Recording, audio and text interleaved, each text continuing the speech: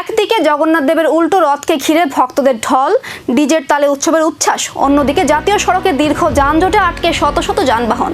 চরিলামের উল্টো রথ ঘিরে উঠছে ট্রাফিক ব্যবস্থাপনা নিয়ে প্রশ্ন। জানা যায়, উল্টো রথ উপলক্ষে শুক্রবার চরিলাম এলাকায় ভক্তদের ব্যাপক সমাগমে উৎসবমুখর হয়ে ওঠে গোটা এলাকা। ডিজের তালে নাচ, কীর্তন এবং জগন্নাথ দেবের রথকে ঘিরে আনন্দ উল্লাসে মেতে ওঠেন অসংখ্য ভক্ত। তবে এই ধর্মীয় উৎসবের মধ্যেই জাতীয় সড়কে দীর্ঘ যানজটের সৃষ্টি হয়। শত শত ছোট বড় যানবাহন দীর্ঘক্ষণ আটকে পড়ে বলে অভিযোগ। ফলে সাধারণ যাত্রী, কর্মজীবী মানুষ এবং দূরপাল্লার যানবাহনের যাত্রীদের চরম দুর্ভোগে পড়তে হয়। স্থানীয়দের একাংশের অভিযোগ, এত বড় ধর্মীয় শোভাযাত্রাকে ঘিরে যথাযথ ট্রাফিক ব্যবস্থাপনা ও বিকল্প রুটের পরিকল্পনা থাকলে এই ভোগান্তি অনেকটাই এড়ানো যেত।